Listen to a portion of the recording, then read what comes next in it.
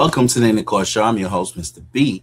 Today we have a pretty interesting show. We're doing it a little different today. We're talking dating, and this was a topic that came up. How much does a woman's body count matter to a man? Some people think it's nothing, it doesn't really mean that much. Others think it's major, right? Meaning a man will not, in his mind, take a woman serious if she's has a high number of partners that she's been with. So I wanted to do a little research on this particular topic. So I investigated it, and I came across a video by Sadia Khan, who talks about the topic in an interview. So let's go ahead and patch that in, and I'll weigh in as the video plays. One of the things I've been thinking about is almost like historical jealousy. Mm-hmm. And this is where the body count conversation comes in. What have you come to believe about how much body count matters, and then how can people deal with historical jealousy better? Well, the thing is, it's now become a big topic of debate, and men are like, oh, body count, body count, body count. It's a big deal. Here's what I really say about body count. The testament of your body count is more your rejection rate than how many people you slept with. Now, if you are, let's take for somebody like you, for example, who's got a big name on social media, looks great, access to loads of women through the nightclub. Now, if your body count is, let's say, if it's 10, and now instead of looking at how many people sleep with, look at their rejection rate. Now, if a girl has slept with 5 men or 10 men, but only 5 or 10 men have tried to approach her, that means every man that tries gets access. But if she's a really attractive woman, she might have higher, but her rejection rate is higher. So really look at how many people your partner is rejecting rather than just their body count. Because on paper, a really unattractive man who has nothing going for him, his body count's going to be low. Doesn't mean he's a decent man. It's just that he didn't have the opportunity. Similarly, women that are not that nice to be around, not that kind, not that pretty, not that attractive, hers is going to be low. Doesn't mean she's virtuous. It's just that she didn't have access. It's the ones that have access but choose to be selective. That's what you should be looking at, is their selectivity. Problem is, you can't ask them the number, like how many rejections have you done in your life? Yes, you can't. That's the hard part. But what you can tell is how easily excited this person is by the opposite gender. It comes quite naturally. You can tell when people are super excited when the opposite gender pays them attention, and other people are totally immune to it. That person that has a glee attached to attention is always going to maybe not have a higher body count because they might not get access, but they've got more risk of diversion because they get too much ego boost from the opposite sex and not from other areas of their life. So I think body count really has to depend on the person's ability to say no to sex. It's not just how many people they slept with, but how many people can they say no to? I've never heard this frame before. I think it's very interesting. Yeah. What do you think about that? What do you think? The body count conversation is so skewed because the world that we're living in now is not representative of where it would have been 10 years ago or 20 years ago. But the thing that I'm most interested in is historical jealousy. Yeah. So hearing stories about what your partner used to get up to, even if it happened once, right? And it's so strange. You didn't even know that they existed. You didn't know them. They didn't know you. They couldn't have said no because they were waiting for you to come. Maybe this was a one-time thing or whatever. And it triggers, especially in men, it triggers such a visceral fear, right? Of inadequacy, of like jealousy. But it's strange, like how can you be jealous about a thing that happened before you even knew who your partner was? So talk me through your conception of historical jealousy. What happens with historical jealousy is human beings in general, we prefer pain we can predict. Predictable pain is almost more welcome than definitely more welcome than anything unexpected. Now, what we do with retroactive jealousy is we hold on to the past as a way of predicting how they're going to hurt us in the future. The more you're anxious you are, the more you perceive threats in your environment. So what's happened with people who are jealous of the past is essentially they have a core belief that their partner's going to hurt them at some stage anyway. Now, if there's no present day evidence for that, they will look for it in the past and use that as a way of creating hypotheses of how they might hurt you in the future, and therefore be mentally prepared for the sabotage. Now, so essentially what they're doing is preparing themselves for the worst, but they can't find evidence, so they look for the past, and it's usually because of a fear of abandonment that they have within themselves.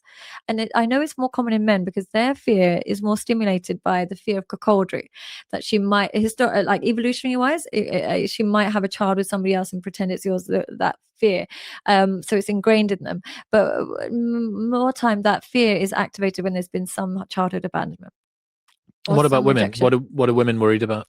We're worried. We worry not as much about retro. We only really worry about previous exes if there is some financial or emotional investment still going on, usually when there's kids. So what happens is women tend to get jealous of the ex-wife where they've got kids and stuff like that. We get jealous of exes that are still a priority in their resources. So we're only threatened by women that have access to the resources, whether that's energy, time, or money. But if he's not giving them that, we are more worried about future threats. That's interesting. I imagine that must make a lot of the moving on, starting a new relationship as a guy that has got some history. You know, earlier on you mentioned kids. If you're going to go for somebody that's a little bit older, it may be even in some regards a green flag that they've been through some relationships and got some baggage, you know, from that. But you also have the jealousy inclusion of the previous partner and potentially the previous kid, resources, attention, so on and so forth. So that must be a difficult situation to navigate. A lot of women suffer from that. They're really, really so jealous of the ex and the children and so on and so forth. And it is very difficult. I can imagine it would be horrible. But one thing that, again, if your husband has a good co-parenting relationship and is a good father, it's a foresight into how good of a partner he will be to you and your children. He prioritizes his children is really, really important. Now, a lot of women want a man to prioritize them over their children, but what kind of man is that? A man that prioritizes a woman over his children, what kind of man is that? It's not a man you're going to be attracted to in the future, especially when you have children with him, because that means the next woman in his life can take that priority. You need a man that prioritizes his children, and try and see it as something you admire in him rather than jealous of him, because it's a trait that's going to come in very handy when you have children with him, God willing. But that guy that is just all over the place and doesn't prioritize his kids, it's only handy in the short term. Okay, we're going to jump in and weigh in on this. I actually liked how this question was framed. You know, how important is a woman's body count to a man? Now, they framed it from the point of historical jealousy, which is to say that a man is essentially jealous of the men that was in that woman's life before he was. I don't agree. I think for a man, we understand that a woman's connection to a man is much deeper than a man's connection to a woman when they engage in intercourse. What do I mean by that? Meaning most men can be with a woman and really kind of think nothing of it. There isn't some prerequisite connection necessary for that man to formulate emotional bonds with that woman once he's had sex with her. It's easier for a man to have sex with a woman and not be emotionally connected than it is for a woman to have sex with a man and be emotionally connected. So I just think because we're genetically different in that way, that women tends to be more emotionally connected when they engage in intercourse with a man. And what happens is they pair bond every time there's a relationship or intercourse is happening between the two. And I believe that women pair bond differently than how a man may pair bond with a woman. And I'm not a scientist. I can't give you the exact science that explains this, but my personal opinion is that I think that a woman tends to bond with that man once he's entered her. And that connection is much deeper from her point of view than it is from his. So when a woman has that connection with a lot of men, it makes it harder for her to actually pair bond with the man she chooses at some point. And then because of these different connections, there's also a memory bank of the intimacy with each of the different types of men she's been with. And so they become somewhat of a benchmark from one man to the next man, to the next man, to the next man, to the next man. that the new man may never measure up to.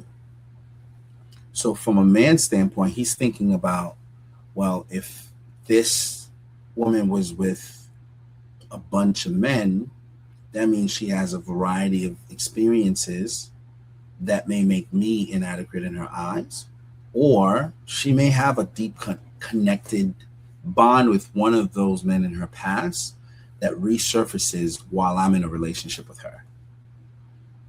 And it's true. You know, a lot of people don't talk about it, but there's a lot of relationships. There's a lot of relationships that are hard to get over. You know, you have that one fiery flame of a relationship with the one person, and something about that person just hits different. And whenever they're in the room, there's a different flair, a different connection. Why? Because you've experienced each other in a way that maybe you haven't experienced your partner before.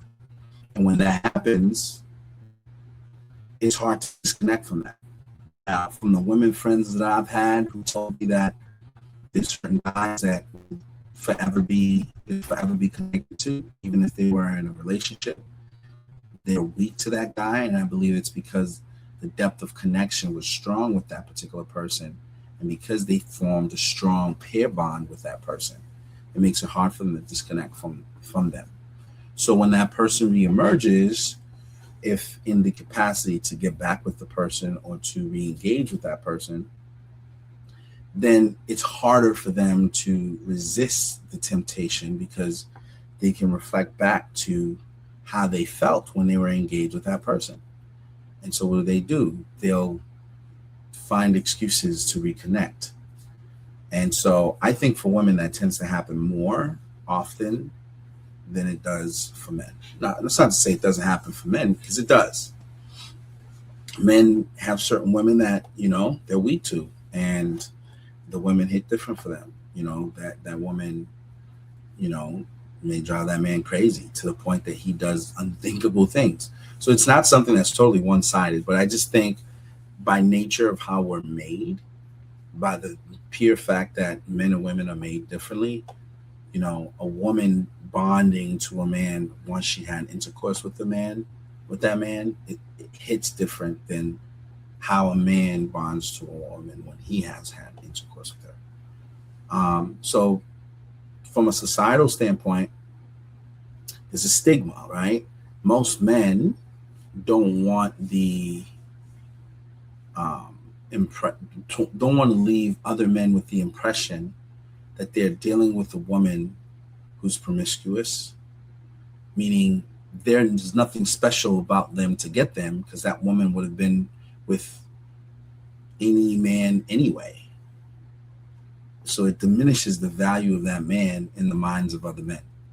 So if you're dating the town, for lack of a better word, hussy, then no one gives you credit for wifing it up, for being that person's husband, because it's not easy for her to be attained.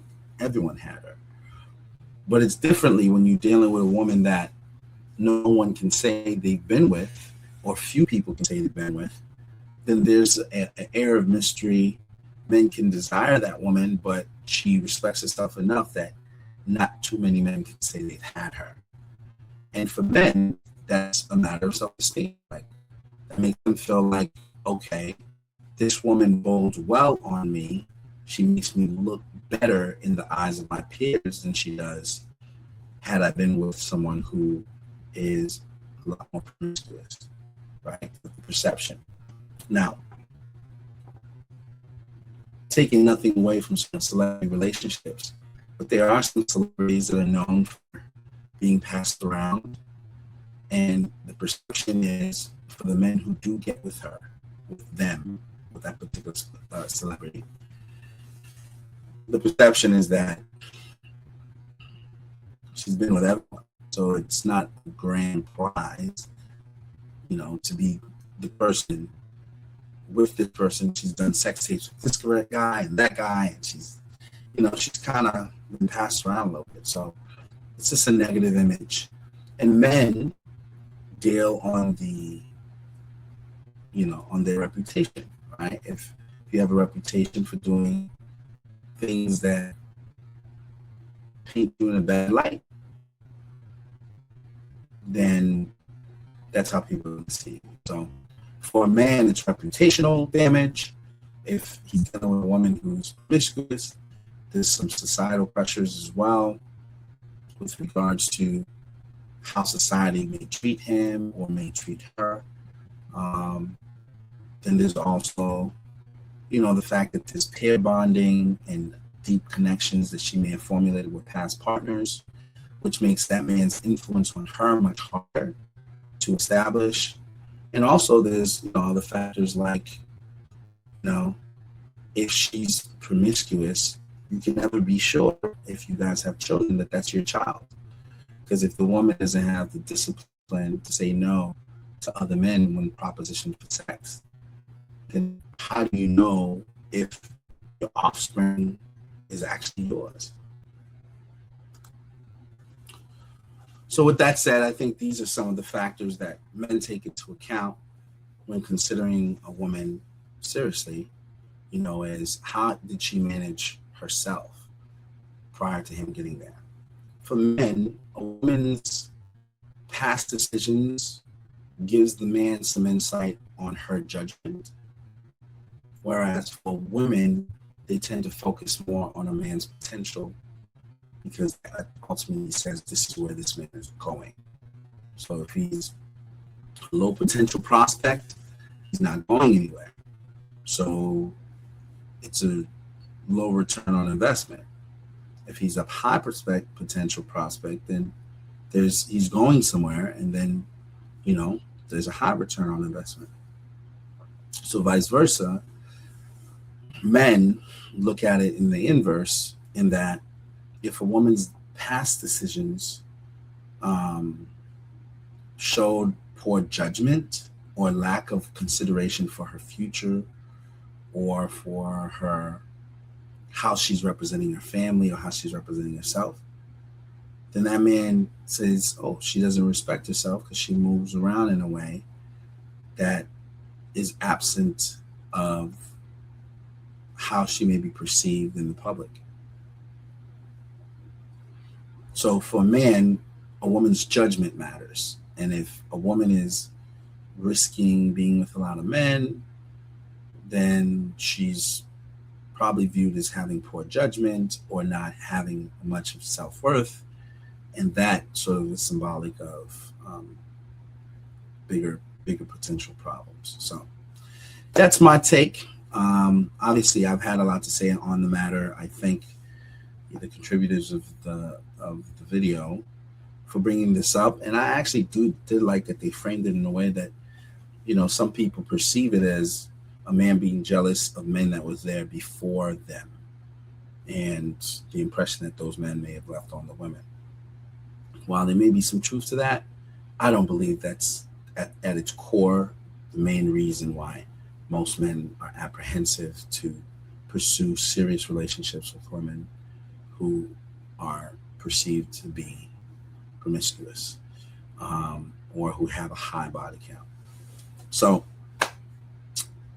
I've said my piece. I definitely invite you guys to weigh in on this subject. Share your thoughts. What do you think? Should a woman's body count matter to men? Do they matter these days, or do they not matter? Is it advantageous for a woman to deal with a man that, overlooks that detail? Is it advantageous for a man to overlook that detail if he's seeking to, have a wife? I'd love to hear your feedback on this. On the Inner Core Show, we welcome feedback. We want to have conversations around real world topics. So weigh in, let me know what you think. If you're not a subscribe member, like and subscribe, stay connected. And until we speak again, be well and God bless.